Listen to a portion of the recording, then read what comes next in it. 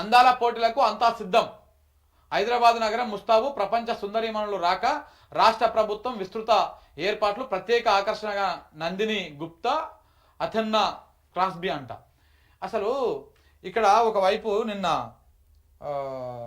ఐపీఎల్కి సంబంధించినటువంటి ఈ ఐపీఎల్ మ్యాచ్లు కానీ లేకపోతే ఇవన్నీ కానీ నిన్న జరగాల్సిన రద్దు అయినాయి. ఇవాళ కూడా రద్దు అయ్యేటువంటి అవకాశాలు కనపడతా ఉన్నాయి మెజారిటీగా. దాంతోపాటు మొత్తం ఈ సీజన్నే రద్దు చేసుకోవడం కోసము బీసీసీఐ కూడా అత్యవసరంగా సమావేశమైంది. ఇవాళ రేపట్లలో ఆ నిర్ణయం తీసుకున్నటువంటి అవకాశం కూడా కనపడతా ఉన్నది. ఎందుకంటే ఈ పాక్ ఇండియా యుద్ధము ఈ నేపథ్యంలో ఈ ఘర్షణ వాతావరణంలో ఒకవేళ ఏదన్నా జరిగితే ఏదైనా ఇబ్బందులు అయితే లేనిపోని పర్సన్ ఎందుకని చెప్పేసి ఇప్పటికే ఆ సరిహద్దు ప్రాంతాల్లో ఉన్నటువంటి ఎయిర్పోర్ట్లను కానీ ఆ దేవాలయాలను కానీ పబ్లిక్ వచ్చేటువంటి పర్యాటక కేంద్రాలను కానీ ఇవన్నిటిని కూడా మూసేసిరు.